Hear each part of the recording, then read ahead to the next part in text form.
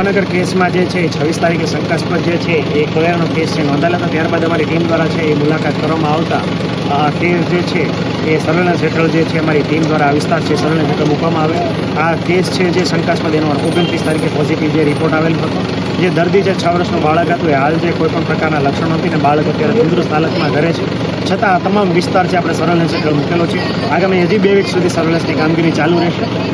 જોવા જઈએ તો બેઝિકલી જે કેસ છે એ બેઝિકલી કન્ટામિનેશન એટલે પાણી જે છે બહારનું પાણી જે છે માછલીવાળું પાણી એ લોકો પકડીને લાવતા એ પાણી કન્ટામિનેશનના સોર્સ તરીકે હતું. ઉપરાંત અમારી ટીમ દ્વારા દૈનિક જે છે એ ક્લોરીન ટેસ્ટ છે વિસ્તારમાં કરવામાં આવે છે. ખાસ કરીને તમામ જે પાણીનું વિતરણ થાય એ ક્લોરીનયુક્ત થાય એ માટે વોટરવર્ક્સને સૂચના આપવામાં આવી છે. જે અન્વયે સુપર ક્લોરિનેશનની કામગીરી છે આરંભવામાં આવેલી છે. આ ઉપરાંત લોકોને ઓપન એન્ડ ડેફિકેશન એટલે કે ખુલ્લામાં શૌચ પ્રક્રિયા ન જાય, શૌચ પ્રક્રિયા પછી હાથ ધોવા વગેરે બાબતે સૂચનાઓ છે આપવામાં આવી રહી છે. આ ઉપરાંત ખાસ કરીને વિસ્તારમાં સ્વચ્છતા માટે સોલિડ વેસ્ટ શાખા દ્વારા સઘન કામગીરી માટેની પણ સૂચનાઓ છે આપવામાં આવી છે.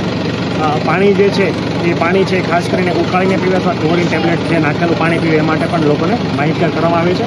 હાલ અમારી 5 ટીમ છે આજુબાજુના લગભગ 450 ઘર અને અંદાજિત 1500ની વસ્તી જે છે એ સઘન સર્વેલન્સ હેઠળ જે છે એને મૂકી છે.